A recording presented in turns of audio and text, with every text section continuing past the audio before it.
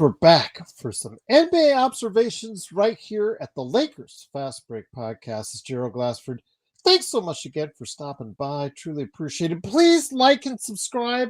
And also, if you're listening to this on audio, make sure you give us that thumbs up or a 5-star review, a follow, wherever you get your podcasts. Truly appreciate you joining us once again.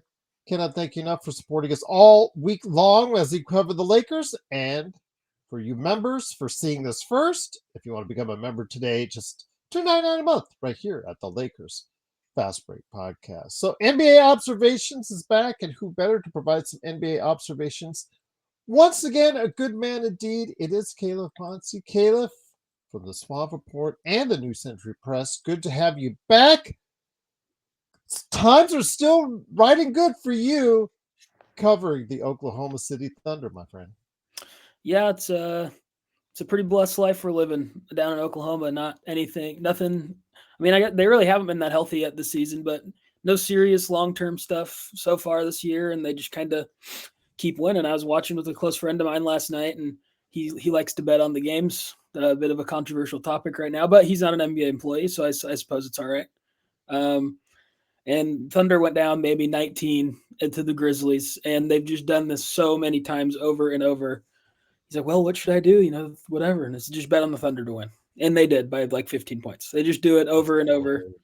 That was their equation all year. Last year is, they maybe they don't do as well in the first half. They fall down double digits. And then next thing you know, they're up by 10 with 5 minutes left and they win pretty easily. So it's pretty lucky to root for that team and cover that team. And it's, going great so far. But they employed the secret defense you're supposed to utilize against Memphis Grizzlies, and that is let Ja Morant shoot jump shots. Yeah, 3 for 18. Not a great game for old Ja. I don't know how long he'll. It's going to be interesting to see. Maybe that'll be a topic one of these weeks is where Ja's going to be next. But I'm sure we'll cover it. Yeah, I'm sure we'll cover it as we get going because we're not just going to be covering teams. We're going to be covering specific players, things of that nature. Try to keep it fresh, try to change things up. But we're covering teams for this week once again. But before we do, I've been trying to still work behind the scenes every now and then on this intro thing for our show. And I'm not the greatest at Final Cut Pro or Adobe Photoshop or anything like that. Admittedly, I've said that over the years. So occasionally I'll see what this AI stuff can do to come out. So I came across a program. Can you make me an intro to NBA observations? So I got it for you. Come up here right now. And so for everybody that's watching, apologies to all those that are listening.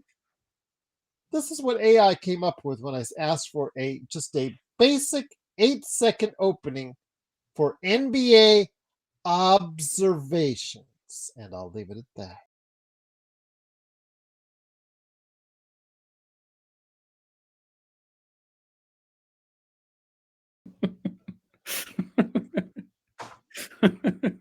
It's not a very hard word to spell, but observations. Observations. Yeah. NBA observations. Yes.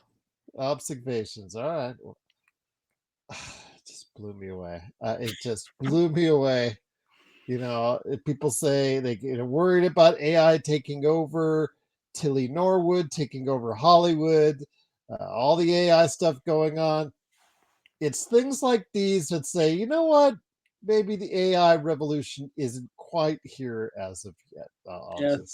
We hold them off a little bit longer. When they learn to spell, we might be in trouble. But yes, that's just wow. Just like okay, all right. So much for that. Moving on, as I will try to continue to provide something again that hopefully YouTube won't flag like they did last year with my previous NBA observations opening. But it is, of course, Calif Poncy and me, Gerald Glassford. Thanks again for watching. Let's see. We're going to start off. Calif had some great suggestions for today's list, and I had one I wanted to throw in there as well. Real or not real? And I know that you wanted to go ahead and start off with the Chicago Bulls. Chicago Bulls are right now 4th place in the Eastern Conference at a sparkling 6-3, despite losing 2 in a row. They're still got their way going in the Eastern Conference. Do you think that they're at this level? Do you think they're real or not, my friend? I think this where they're at right now, this fourth place, I think that's about the level they are at. I think that they have an identity. They know how they want to play. Josh Giddey's really getting a lot better with that shot, with that just his whole feel for the game. As someone who covered the team, watching him kind of grow early in his career, it was never going to work in OKC, and that really never had anything, nothing to do, but Giddey was always clearly a really good or could have had the chance to be a really good NBA player. He just needed the ball. He's not a good off ball player, at least wasn't during his time in OKC. And in OKC, he should not have the ball over Shai Gilgeous-Alexander. He should not have the ball over Jalen Williams. So it just never was really a great fit once those guys kind of became who they were going to be. And I'm happy for him to see him in Chicago. Really thriving. I mean, he had a lot of really odd off-court stuff that we won't get into, but it was just a really weird situation. But everything I always saw of him, he was always really gracious to everyone that I know who's talked to him, and he's always been really complimentary of his time in OKC. So I'm glad that he found a place where he can play well. And if he's this player, really, along with if the question is the Bulls this or not? Are they real or not? And the question is the same as is Josh Giddey this or not, because that is what the Bulls will be. Is Josh Giddey this player, or is he maybe 17, 8, and 8, or is he 22, 9, and 11, or whatever, he may be right now. So I would say I lean to this is a real team that will be not a play-in team, they'll be a playoff team, and they have an identity, and I think they can be a really interesting round one, possible round two team with the right matchup. But I've always thought they were probably just maybe like a round one playoff team. But I do think they're good. I think they're a good team that's going to be a hard out in the regular season. Just do not have Josh Giddey guard DeAndre Hunter. I will just say that. Yeah. Broken ankle. That is a definition right there. When you see it, if you go check out the highlight, just put in DeAndre Hunter, Josh Giddey, and you will definitely see a broken ankle right there for you. They had to call a timeout, from what I was told, that in order to go ahead and check on Josh Giddey on his broken ankle, quote unquote. But he did get back up, everyone. I want to say he's listed as questionable for their game tonight with an ankle injury. I wonder why. But that's hilarious. Absolutely hilarious. But I'm not as high on them. I do not think they'll be their standard 37 to 39 wins. I think they will be higher, but I am still seeing them with a hot start, but fading a little bit, even though Kobe White is a key to this. Kobe White has not been a part of this rotation as of yet. So he comes in, he's going to provide a big boost of scoring for them. I'm not sold on them defensively, to be quite honest with you, as of yet, 100%. When you have,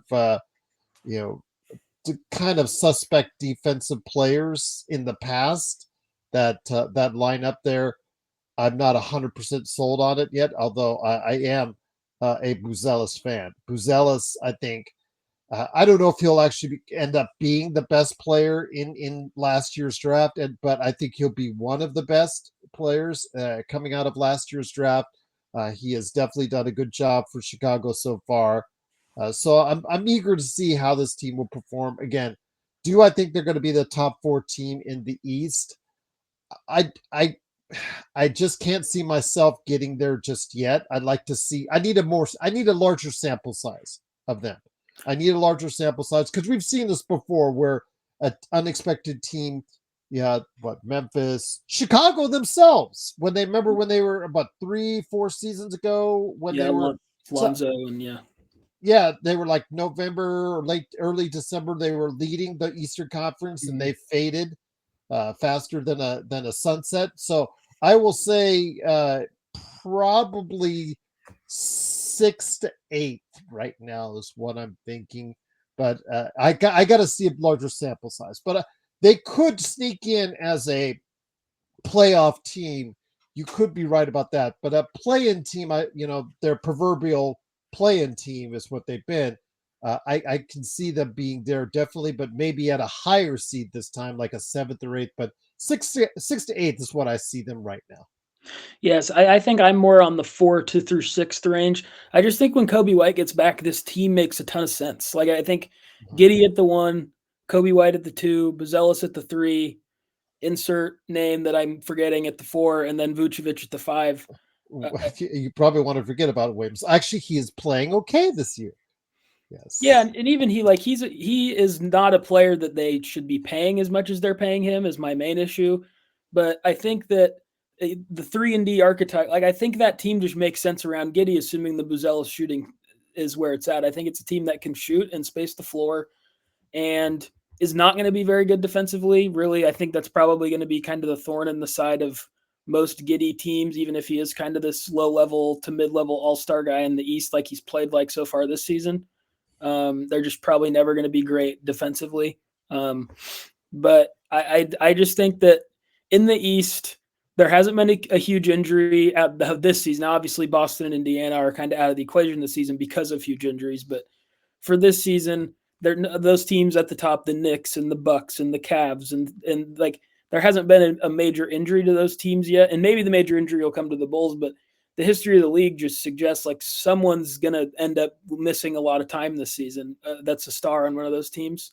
And I just think the Bulls have the infrastructure. Like they play hard. They're pretty well coached. They make sense and they play in a style that's just going to, I think, keep them in a lot of regular season games with a chance to win. And I just think that's going to be good enough for them to finish around that 5th range, give or take a spot up or down. And so, yeah, I guess I'm a little higher on them than you are, but I kind of like what this team's doing and how they play. And I think they know who they are. And that honestly, in this Eastern Conference, that's pretty depleted talent wise, is I think about what you need to do to be a pretty good regular season team is have good players and know who you are. Fair enough. Fair enough. Again, I need a larger sample size before I get to where you're at with them, but I don't see them much lower than what you see them as. Where you see them as 4 to 6, I see them as 6 to 8. But again, it's an early sample size. They're 6-3 right now. A great start for the Chicago Bulls, 4th place in the Eastern Conference, and we will continue to observe where they're going and where they're at. And we'll provide continued updates on this show as well.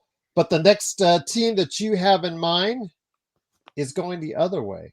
I'm going to put Grizzlies before the Spurs first. One good and one not so good. And the Memphis Grizzlies right now, not really good at all. We just talked about Ja Morant and his horrific shooting.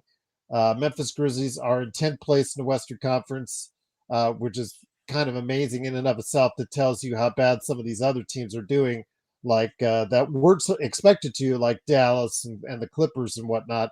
But they're 4-7. Obviously, Ja Morant is getting a lot of the flack thrown his way, and deservedly so. He's just not the same Ja Morant that you and I have seen for years now. Those suspensions, the injuries, his dissatisfaction with the team. I don't know if you can trade him right now. I don't know who would want him because, if he's only shooting 15% from 3, he's not getting in the paint as much as he used to, or not anywhere near what he used to. If he's taking a lot of jump shots and shooting at a very low percentage, I think he's in the low 30s overall from the field. It's just not a pretty sight. And as a distributor, he's okay. It's just not working out right now. A lot of it's on him. But we can't also be remiss without other parts of the team as well, not being able to gel quite as much as a lot of people in Memphis were hoping that they would.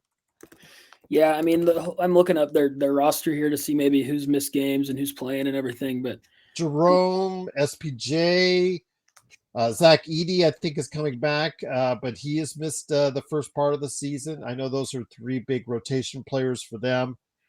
Triple yeah, J Brandon Clark's missed a lot of time, but that kind of is baked in with Brandon Clark at this point. Yes. Yeah, I mean, this is just a team that just feels kind of just pretty poison in the well to me. Like, I just think that at this point, the Ja stuff seems so clearly headed in one direction to me, where even yesterday, like he didn't really have any episodes during the game where I was like, oh, this guy hates being there. But it was just this. It's like you said, it's just not the player that kind of the NBA. It's not the player that Nike was going to make like their top guy. like 3 years ago. It's just he's just isn't that guy anymore. Like he had a play where he went to try and posterize Isaiah Hartenstein, who's a good defensive player, but it's not like he's Wemby down there. I mean, if you want to get a dunk on the guy when you're Ja 3 years ago, he would have dunked on him, and he just kind of jumped into him and like threw the ball down back at the paint. Like it just whatever he was just such kind of a magical player. I've described NFL players like this more than NBA, but there's just this kind of way that he played that just didn't really make sense, but it worked all the time because he never was a very good shooter, but it worked because of how explosive athletically he was and how he really played in a way that made his teammates better despite the assist numbers not ever being great. Like he just was this really unique entity in the NBA, and he's just not that player anymore. And I don't think he's going to be in Memphis again. I think this just seems like a place that's a place and a player that's gone south. And I think there's teams that make sense for him. I think I'm hearing some of these people talk about his trade market, and I do think people are a little low. Well, now I do understand why. But this is still a really talented guy who's only 24, 25. Like, I don't think that Ja Morant just sucks, but maybe he does. We've seen things like this happen in NBA history. It wouldn't be unprecedented, but and the rest of the team, like, I just think that that team that was so good of theirs a few years ago that really has been buffed up by history of how good they actually were. It was a pretty good team, but not great. They were 2 seed and I think lost in the second round to Golden State. And so many guys who contribute off that team around. Steven Adams was a huge part of the identity, and they've really never been the same since he left, which is not great because Steven Adams is not that good. Like he should be. He's a good rotation big, but he should not make or break your team in this age. Dylan Brooks is gone, and now they've tried to replace them with other players. And like I love Cedric Coward. I loved him in the draft. He's been great to start the season, but they just haven't ever been the same since they lost that one team and they lost those guys. And I just don't think they're really going to be the same. And I think this is heading for a rebuilding situation, whether it's during the season, after the season. I think there's teams that make sense for Ja. I think there's people who should really try and buy low on him. We can get into that later with some of our other teams or now. But I just think that this Grizzly situation is just poisoned and done. And I just think that the relationship between him and the coach seems to be too sour to bring back. And I think I don't see the Grizzlies as a playoff team in this West this year with how competitive it is and how badly things seem to be going. I'll transition from one team to the next here in a little bit when we transition to the other team. I'll use something we spoke about last week as a way of segueing into it. But before we get there, the Desmond Bane trade has been a lose-lose situation for both Orlando and Memphis, which is kind of surprising that both teams are faltering as of this point. KCP looks like he's just reached the end of the line in certain aspects. Desmond Bane on the other end, maybe it's what's going to Disney World. I don't know what's going on as far as shooting guards. When they go to Orlando, they just where shooting guards go to die. I don't know where their shot goes to die. I don't know. I honestly don't know what's going on with Desmond Bane there, because he has not been able to find any kind of mix with Orlando, and obviously the record has showcased that. But with Memphis, getting back to Memphis, KCP has been a nothing burger for them so far. And then on top of all that, the guy they signed to a max contract in the offseason, Jaren Jackson Jr., okay, just putting okay numbers. Didn't do great.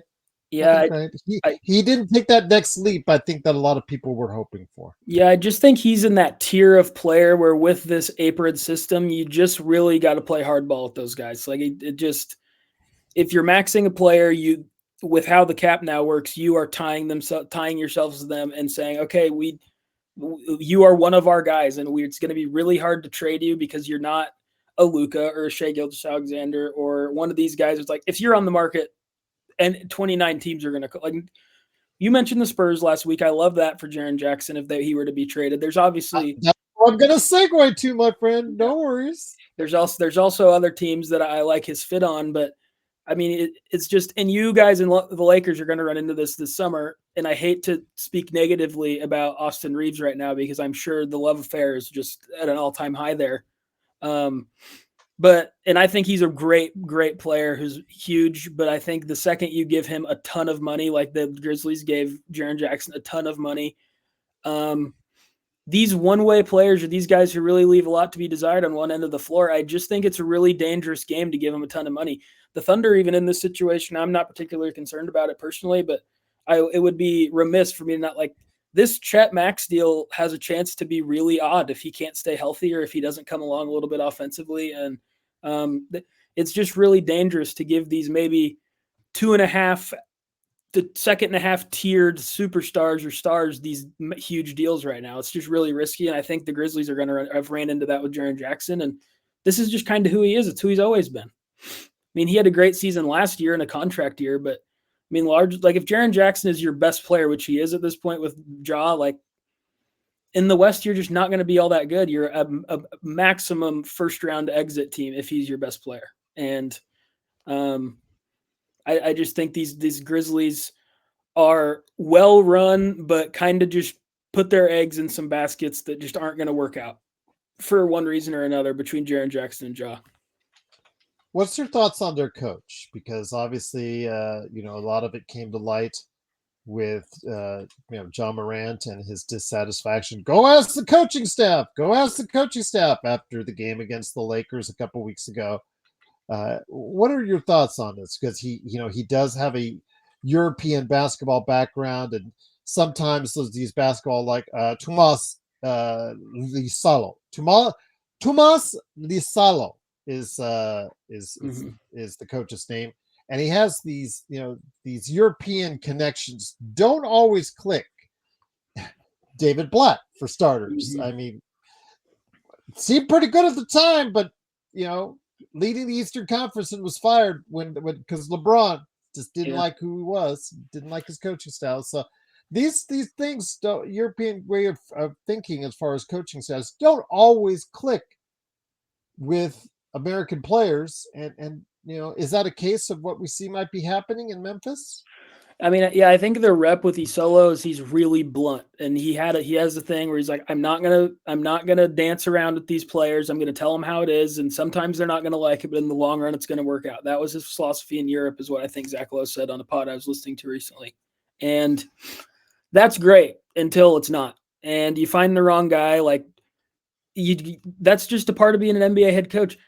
Does anyone think that Steve Kerr is like the greatest X's and O's head coach in the history of the league? I don't really think that's the rep on him. I think he's an awesome locker room manager who is also a good on-court coach. Of course, he's solidified himself as one of the best handful of all time, but you just can't be. You can be X's and O's super savvy, and if you just can't be a personality manager, you're just not going to work in the NBA. And with a guy like Ja, who has been pampered in Memphis because he is that city for basketball. He's beloved there. His shoes sell out there. He's on all the posters. He has been since he got there. I mean, some guys just aren't going to take super kindly to being coached hard or being told you're just one of the guys. And that's really what it seemed like happened to Ja. He got called out in the locker room and didn't take kindly to it, and then made it known immediately that he was not happy with the media. So he could be a great basketball coach, but if he can't kind of learn to maybe leave his philosophy that's great in principle. Truly. I love the principle of his philosophy, but principle only takes you so far, and then you run into the wrong guy. And I'm assuming if he was the Lakers coach and he went and was like, hey, LeBron, you really let the team down. LeBron would be like, oh, I did. Really? Well, I have Rob Pelinka's number on speed dial, and I'm calling him right now.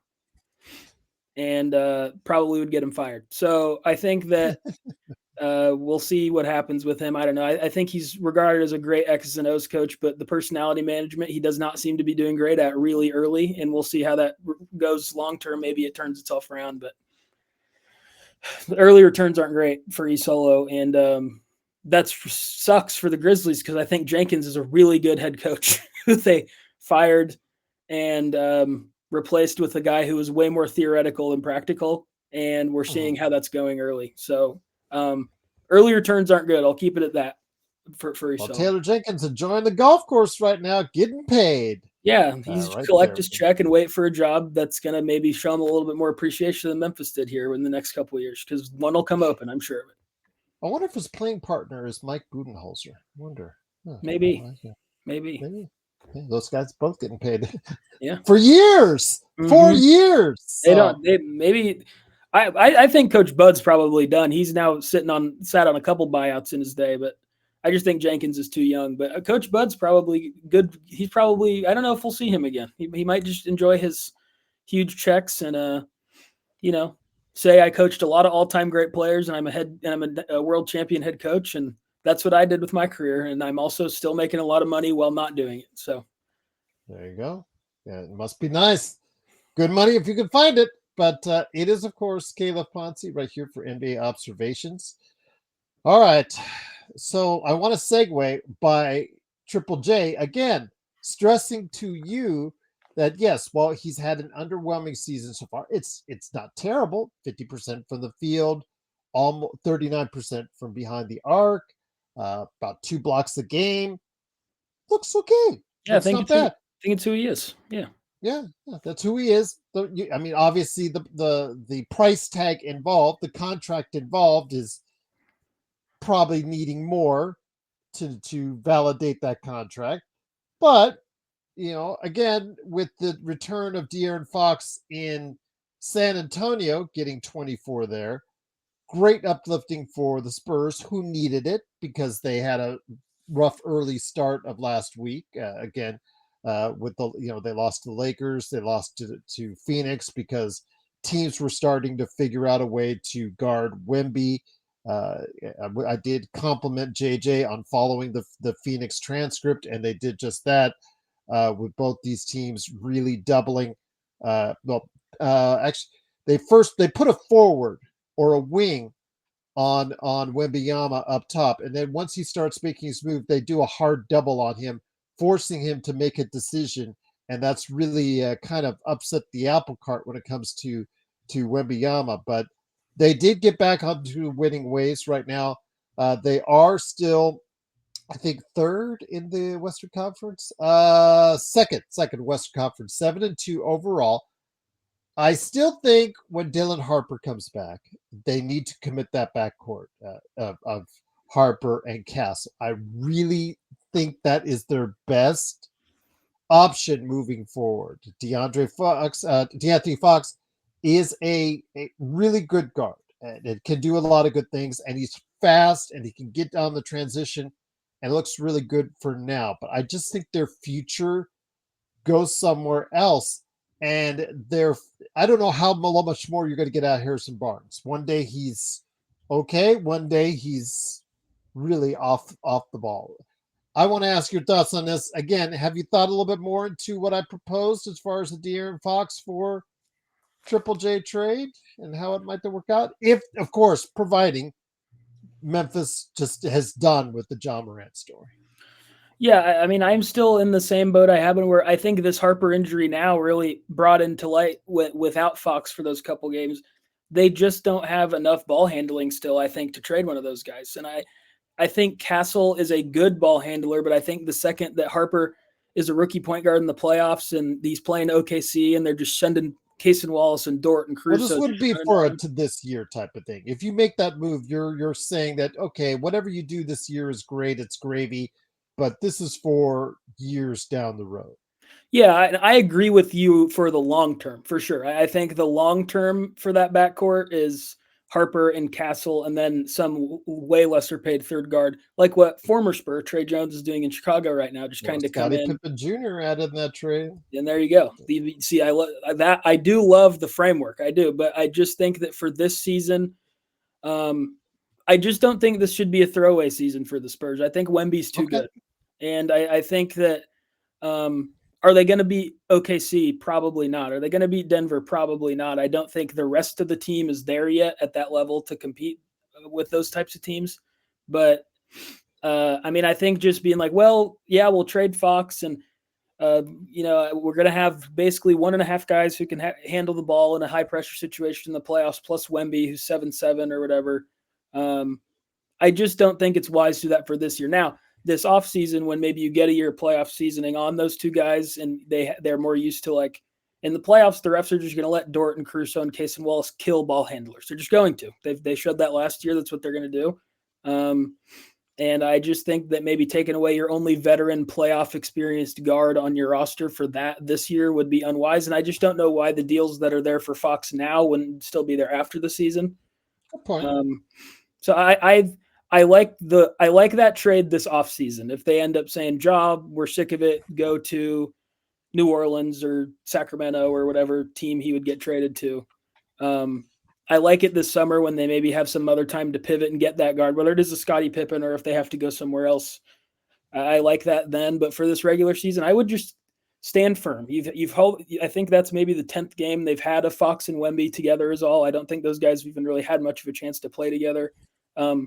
See if Harper and Fox can work, because I think I'm with you that I don't love that pairing really, but I do think it's worth it to at least see if it's possible, like especially with, as talented as both those guys are, there's no reason to give up on them without even giving it a run. So I like where your head's at long term. I think for short term, they should just probably stand pat on this team unless a really good deal presents itself. Keep an eye on that, though. Just keep an eye on that. Like you said, don't have to do it now. I don't see them as a title contender. I see them as a team that probably will fall somewhere within, like I'd go back to the Bulls, a fourth place to eighth place team, probably somewhere in the Western Conference because they gotten off to a good start. Could probably maybe win a round in the playoffs, but I don't expect much more from San Antonio as of now, even with De'Aaron Fox in there because of their beef along the front line. I just am not, they don't have a forward set, I think, that is ready for prime time.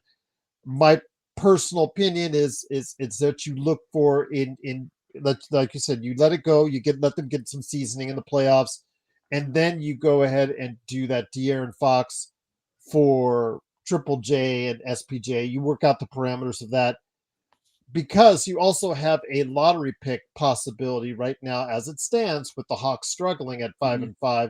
You still have a pick. So you got a power forward in Triple J. You could potentially get a starting small forward, whoever is available right in and around there. And you have the building blocks of a team that could be set for years to come beyond that. Yeah, I also just don't think that we as a basketball society should punt on the idea that Castle may be able to slot in as a small forward at some point. And especially with ideally... Wouldn't they try Vassell for their first, though? What's that? Sorry. Wouldn't they try Devin Vassell there first?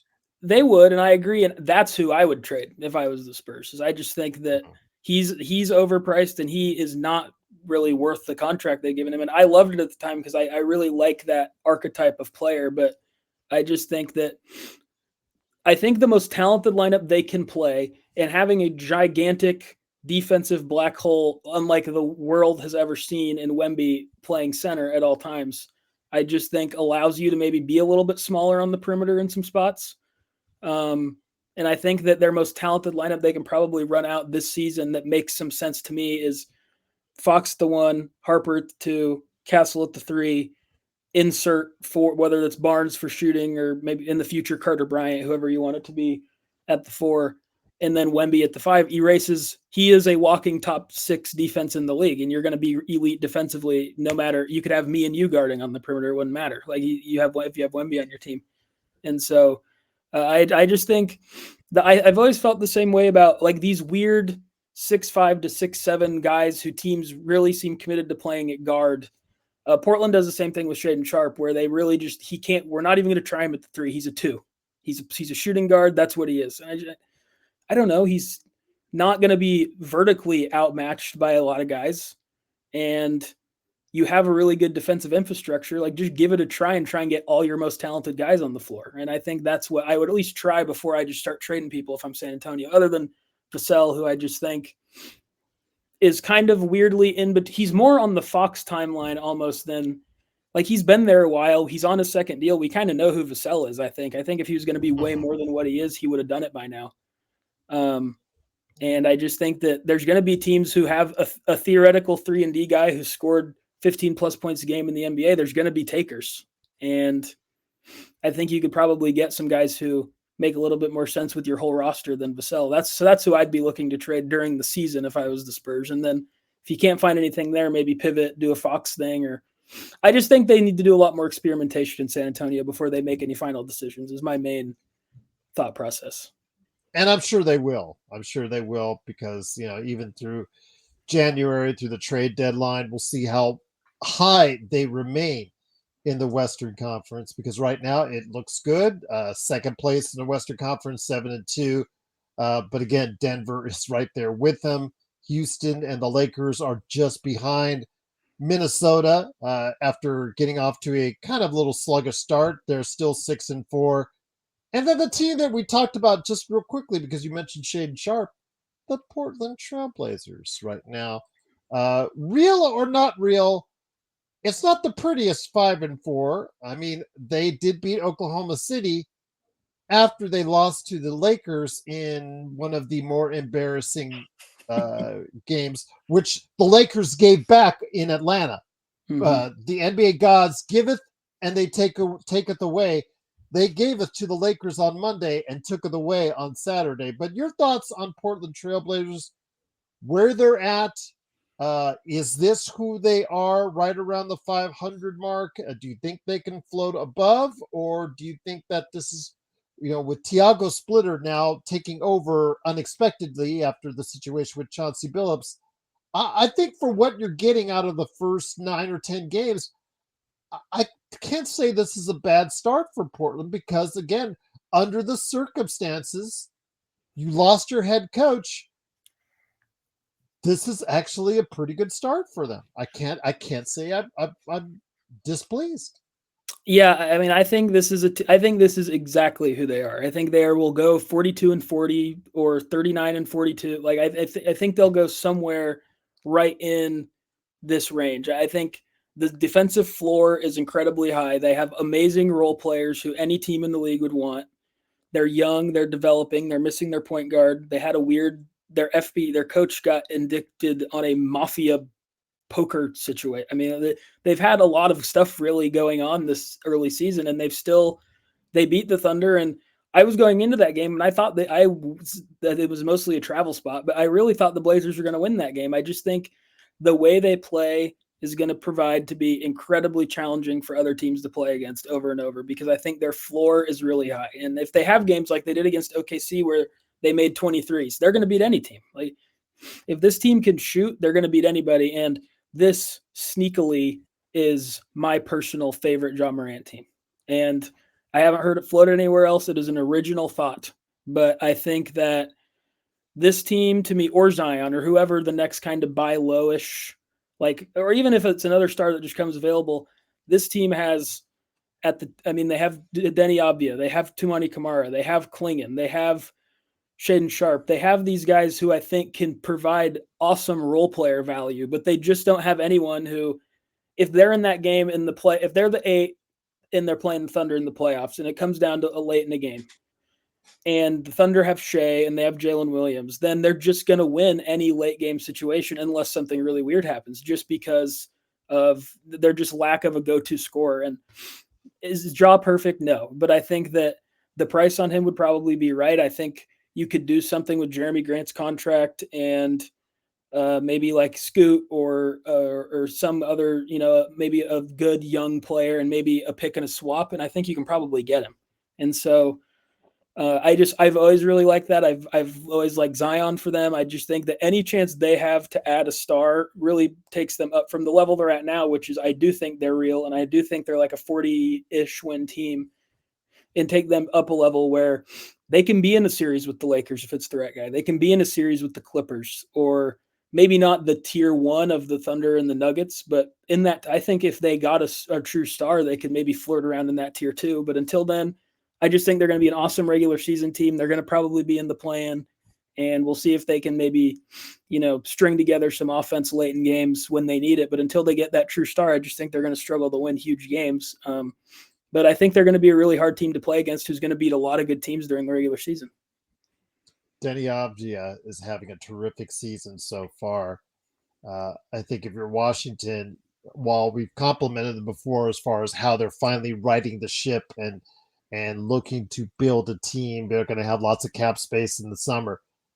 This is the one big mistake I think that they would like to have back in not keeping Denny Avdia because he's just been sensational for Portland. You say he's not a true number one, but man, he's trying to audition for it as best he can because he's playing at a near all-star level. But I can understand not having that dynamic superstar is what you see is missing from this team. I mean, like you said, quality role players, couple of high-end contracts that are still sitting on there that hopefully you could utilize one day for that money for a better player. But yes, I see the pieces there in Portland as well. And again, they've overcome the indictment of Chauncey Billups. And really, again, the fact that they're above water right now just goes to show that Tiago Splitter maybe has done a pretty good job of coaching this team so far. Yeah, I just think that if that trade that I just said were to happen, and you had this lineup of Ja, Drew Holiday, Denny Avdia, Kamara, and Klingon, I just think that's a pretty good team. And then off the bench, you have Shaden Sharp, who is a perfect six-man. And then you have, if you can ever get Rob Williams, which I'd bet no, but who knows if he maybe if you need him for 15 minutes a game. And Chris Murray's had some moments this year. Like, I just think that this is a team that if you can get a star, specifically point guard, just because I have probably been a little bit dismissive of Scoot in my own head and in my own conversations, but I just think that with guards, if they're going to be someone special, they're not always someone's like, I don't think Shea was a special rookie. He was good. Everyone knew he's going to be a good player, but like no one, the Thunder, the Clippers, no one saw the pot. Like he was going to have a legitimate argument, like for being the best player in the world at points during his career. Like that was not in the cards. Right. And so I just think that if someone is going to be really special and be able to be your franchise lead guard and you're going to win playoff series, there's flashes of it in their first two seasons. And Scoot had a good second half of last year, but I don't think there was flashes of like, oh, there's an all-star in there. I just don't think that's who he is as a player. And unless you get that guy and maybe Shaden Sharp grows into that, or Denny Avdia just continues to like be one of the more shocking all-star cases in the league and continues to ascend, I just think they're going to have to get that via outside acquisition. And I think that with a team like this, with salaries like Jeremy Grant, like it makes all the sense in the world for me for them to maybe buy low on one of these high level talents who are a bit disappointing. And then I think the lineups make sense. So even if it's the other way and it becomes Zion and not Ja, you say it's Scoot and then it's Drew Holiday and the same thing, except maybe at the 4 instead of Kamara, or maybe you just run Drew Holiday at point guard and then, go down, you just move everyone up a slot, right? And then you have Zion at the 4. I just think that there's this team's so moldable around an actual star. I just think they should really keep their eyes out for that. But in the meantime, I do think they're a good team, and I think they're going to be in the play-in probably. And that's probably their ceiling just with the lack of star talent. But who knows? Maybe it will be Scooting all like an idiot. I don't know. But I think that I don't think their franchise star is on their books right now, unless Damian Lillard, I guess, becomes his Portland self again. I don't know. I don't think that's going to be happening based on his age, his injury. Yeah, I think that's a lot to ask for him at this stage of the career, which still blows me away that they paid him what they paid him. He's not going to play. He wants to go back to Portland. Why not just wait a year to sign him? I think he is so beloved by that fan base that just having him on there in jersey sales and ticket sales to just be in the building with him is probably worth a lot of the yearly salary, to be honest. 15 million? I bet it's shocking. He is an icon there in a way, like when you're not that good anyway. And, it's like he's still, when he played last year, like you're paying him the MLE for a year to not do anything. Well, it's Portland. Like, were they going to attract some awesome player at that stage of free agency? And they're not in any aprons. Like, I just don't think it matters that much. Like, I just think they're paying for the hometown superstar act that he's having, and then they're paying because he's going to be worth that contract when he plays. I think he was still a really good player for Milwaukee last year when he was playing, and he tore his Achilles, and that's a serious injury. But we've seen guys come back and be 85, 90% of themselves, and we'll see if he can. And if he is, then that's an awesome contract. And so I think it was worth the bet personally. I don't know. And I think they're probably making a ton of money on jersey sales and bobblehead night and all the things they're going to be able to do with him on the team that they wouldn't have been able to do otherwise. So I think they'll be fine. Plus they just had a really rich guy buy their team. So they're all right. They're all right. Yes, that's true indeed. But before we head on out, the last real or not start, I want you to go ahead and elaborate on. I put this one in myself because I know that Lakers fans, when they watch this, love to hear about the demise of the Clippers because Clip's gonna clip always. Death taxes and Clip's gonna clip. And it's so funny the reaction when I mentioned to people that, by the way, did you guys know that the G League team is in San Diego and they call themselves the Clippers? So San Diego, the city, lost the Clippers, and then the Clippers went back to them years later and said, by the way, we'll give you the Clippers. Yeah. Really? Oh, G League team. Oh, great. Seems like everyone's pretty mean to San Diego and Oakland. People are just kind of being mean to those teams out there. I don't know. Oakland's just getting Well, I went to everyone. Oakland earlier this year. It is what it is in Oakland, but San Diego's a beautiful city. San Diego's a beautiful city. Great food in San Diego. You're right. I don't know why teams always want. Well, I guess it's just fan support. They just don't. Outside the Padres, they just didn't support the Chargers and the Clippers enough to sustain themselves there. But speaking of the Clippers, they've clipped right now. So far, it is 3-6. The standard Kawhi Leonard injury watch is now on because it's an ankle sprain. Nobody knows the extent of what that ankle sprain is, so nobody knows how long it's going to take. Here we go again with Kawhi's medical team versus the Clippers medical team, probably, and all that behind the scenes. Kawhi behind the scenes is more interesting than Kawhi in front of the scenes. I'll just say that. But be that as it may, Bradley Beal, he's not even living up to last year's standards as far as what he did in Phoenix. He's been miserable. The whole team. Ivica Zubac's still playing at his level, about 15-10. He's been doing solid, but the whole team has just been. Reason why I picked them higher and picked them to do well because I thought they had depth and a whole lot of names that still had something left in the tank. But right now, it seems that all these old guys that we thought still had maybe 1 year left in the tank, it looks like it's for now run on E. I mean, you're seeing the Pacers' influence already. This has become a league of pace and full court defense and physicality again. And when you're really old, with a lot of really old players outside of Kawhi who were never very good at defense in the first place, you're going to run into some problems when teams are expecting, or you need to really to keep true with the form of the league. You need to press full court. You need to have guys to hound Shea's and Luka's and Anthony Edwards the whole game. And they just don't really. They have Chris Dunn, but after Chris Dunn, there's not someone. It's Kawhi, and you're going to put those miles on Kawhi during the regular season. He wasn't doing that, and he's already hurt. This is just a team that is so old that it's going to become problematic. And usually I think that's an overblown narrative where it's like, yeah, they're old and they're all still in the league for a reason. They're all old and really good players. And I just think that with the Clippers, between the injury concern, the lack of I think they might have changed this, but as of last week, they were still starting Bradley Beal over Chris Dunn. Bradley Beal, I do not put this lightly. Bradley Beal sucks. He is not good. He's not good anymore. He's averaging 6 points a game. He can't make a shot. He's hurt all the time.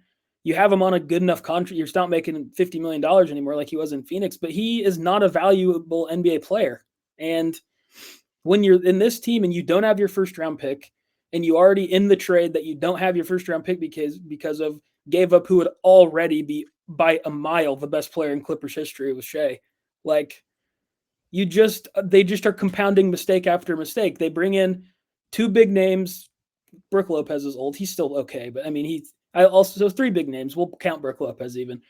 Of your three big names, John Collins and Bradley Beal are both awful defensively.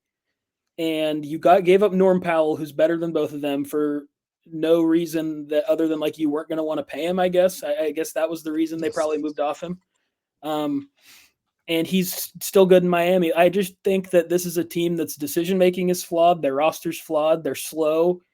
They employ a lot of players who just can't really, like Brooke Lopez, just can't really be a huge anchor on defense anymore. And Zubats is a really good player. I haven't even mentioned him yet, but I don't know. I just think that this is a team that's really flawed in a conference that has a shocking amount of teams that have very few flaws. And when they when they were playing the Thunder on NBC last week, you kind of saw the path for them to really compete with the great teams, and it's James Harden can't miss a shot. And if he's going to do that, they'll win the championship. If James Harden shoots his 28 shots and doesn't miss, they're going to win a lot of games. But that's, historically completely impossible. So probably not likely. And I just think that to the benefit of both of our fan bases, the Thunder and the Lakers, I think this is who the Clippers are. I think they're old. They're going to have stretches when they win a lot of games because Kawhi and Harden are still both really good, and Zubats is a good player, and they have talented guys, and we all know that. But I just think that come playoff time, this is a round one exit team to me, easily. Last year was their last best chance to maybe upset the Nuggets and get a playoff win, and then maybe be able to, get the Thunder before they were really up and rolling like they seem to be now, and maybe somehow get a shocking upset. I don't think that was likely either, but it's at least was possible. And I just think that any hope the Clippers had of getting back to a conference finals or, God forbid, a finals is probably just pretty much over. Yeah, and for a lot of people out there that love the Clippers, sorry, the clip's going to clip every single time. But a lot of yes, people I seems agree. dramatic. A lot of people love the Clippers. Well, okay, yeah, that's good. A lot of let's just say a lot of Laker haters. How about that? Laker haters. Okay, I'll allow that. That's fine. There you go. There you go. That's a nice out there. But when it comes right down to it, the Clippers have gotten off to a terrible start. I think, like you said, if it continues like this and the disarray with this team, a team that looked on paper like I thought it was going to be able to be much more competitive, continues this, you could see some trades being made by the end of this year. You could see Tyronn Lue fired at some point in time or let go, especially if we find out, or the front office let go because of what's going to go on with. We still haven't even had a decision with the Kawhi Leonard gate deal. People put that on the back burner because of what happened with the scandal with the betting scandal and all that. So that's still on the back burner to come. So that could really throw off things for the Clippers. So things right now don't look great in a Clipper land. The Clippers look like they've hit port and are about ready to sink. But we'll see. It is 10 games in. Just like I tell people not to go overboard on the Lakers as of yet. 7-3 is a great start with all the injuries that they've had. I don't want to totally discount the Clippers as of yet, but with Kawhi doing his annual, I need to take time off for something. Yeah, it doesn't look like it's headed in the right direction, Calif. Yeah, I just think that this whole Clippers era is pretty easily the most successful they ever were with the conference finals appearance. Kawhi's the best player, probably individual. I don't think he has the best legacy as a Clipper. I think that's probably, I don't know. I'll ask you, do you think that's CP3 or Blake Griffin? Which one do you lean is the best Clipper? Or someone else? I'd probably say CP3. Okay, that's where I was. Blake had a higher peak, but it was so much shorter because of the knees. His knees gave away, I think, any chance of that happening. But Chris Paul has the longevity. Although his return, he looks terrible right now. But at 41, what do you expect? But when it comes to what he did previously, creating Lob City and giving Clippers fans some kind of hope that they could go far, I think that's when they made their only championship, Western Conference champion. Their West Finals was with Kawhi and Paul George. They never made it out of the second round with Lob City. Okay. So Lob City only made it out of the second round, but Kawhi and Paul made it to, was that 21 or was that 22? Yeah, it would have been the year after the bubble, so 21, because they beat the Jazz without Kawhi because Paul George actually had some good playoffs, and then they made it and lost to the Warriors, maybe the year the Warriors Okay. won at summertime around there. Yeah. Yeah, I don't think with Kawhi Leonard he is. I think with Kawhi, there's a bitter taste in everyone's mouth when it comes to how you perceive his time there with what could have been, what should have been. That was the hype, which you're just mentioning there in 2021. It was a brief respite of, okay, what can this team really do? They never achieved that kind of level of success again. And it just seems like, how looked like a veteran team that was going to be put around this year around Kawhi. But it seems like now, from what we're seeing, it's just an old team that's run out of gas, that's clawing onto anything that they can left. They're like they're off the ship, and they're just clawing on, about ready to drown into the waters off. As far as the Clippers are concerned. So yeah, it's not that good right now for the Clippers. I'm going to tell you right now, I'm not unhappy to see it because it pleases me whenever the Clips clip. But it is, for Clippers fans out there, all five of them, it's going to be something that that they're probably concerned about right now going forward, because they don't have a lot of assets themselves, like the Lakers. They don't have a lot of assets to move or to build a team right now. And I don't know who would take some serious assets to trade for a Kawhi or to trade for a Harden right now, because those guys seem clearly like they're past their prime. I mean, Kawhi gave you a brief moment where he looked like, okay, he's averaging 25 a game, looked like he was going to be there, but he's injured once again. So, he's unreliable. And that makes the Clippers a hard bet to bet on right now. Yeah, I'm going to relate this. I'm going to do a bit of a reach here probably, but that poster you got back there, right above your Kobe Bryant jersey, the Cody Rhodes, John Cena main event last year in Vegas. I'm going to compare this whole Clippers era to the John Cena heel run, minus the championship. That's what I'm going to compare it to. The best part of it was easily the beginning. The notification from Woj at 3:00 in the morning. Oh my God, Paul George! That was by far the best part of the whole thing, right? It was here in Vegas. All the reporters were here in Vegas when that happened, and there was an earthquake that day as well. Yeah. So, and when John Cena the classic low blow to Cody Rhodes at Elimination Chamber, it was by far the best part of his heel run, right? It was the beginning. Correct. It was the shock, and after that, it was. There was for the Clippers, there's a conference finals. Just like for Cena, there was the new CM Punk stuff. That was pretty good, right? It was like, oh, that was solid. Nice little throwback. But other than that, incredibly underwhelming. You think about what could have been. You think about what could have been, and if a different guy was wearing number 2 for the Clippers, the one that plays in a different shade of blue and just won every award an NBA player can win last season. And I just think that they're incredible. So that was my thing that I wanted to do. I just think that they are very similar, where the shock and awe of the beginning of them was by far the coolest part. And after that, it was nothing but letdowns and disappointment.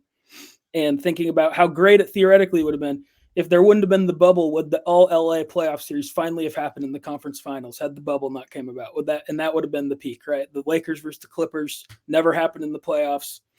Maybe that, but it's all theoretical. Everything great about it was theoretical. And everything terrible about it is real, between aspiration and Shea and Jalen Williams and all these things that just not only could have been like Shea was the Clippers, and they didn't have to cheat to get Kawhi to re-sign. I don't think anyone would have given Kawhi the max if he hit free agency a second time. And I just think that the whole Clippers run was all way better in everyone's head than it was in reality. Just like everyone always wanted to see John Cena be a heel, and then he wasn't. It wasn't that great. No, wasn't didn't turn out that well at all, as we've seen declining returns for the company since then. But that's just one of many ideas that was poorly executed by this company, the WWE. Don't get me even started. I mentioned we could do another angle. We could do another NWO. podcast about that if you wanted. I'm in too. Yes, We'll absolutely. share that Yeah, absolutely. I do with the Pop Culture Cosmos. We cover all trends, different trends right there, including pro wrestling.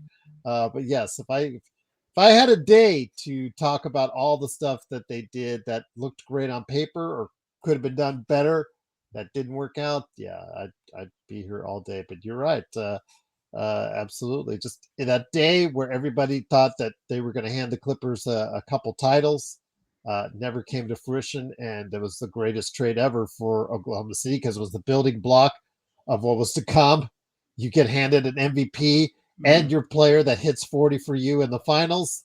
Yeah, and instead the Clippers, Clip's going to clip indeed. But you know what, Caleb, it's been great having you on once again. I love our weekly chats to get everybody updated on the NBA. I know there's so many great stories right now. We didn't even touch what's going on in Detroit.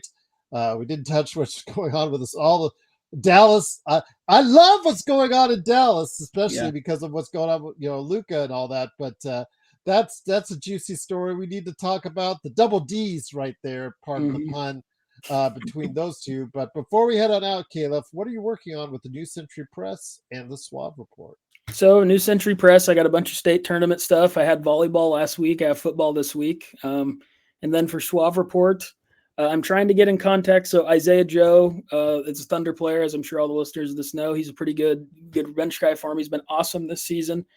And he sped up. He was already a great shooter, and he kind of changed his jump shot a little bit this summer, and he sped it up, and the earlier turns of that have been great. So I'm trying to get in contact with maybe some people close to him who I've talked to before to maybe do a story on kind of not just him in specific. That's always just really been a curiosity of mine is these guys like Isaiah Joe, their whole lives, they're the best shooters in the building. That's why they're in the NBA.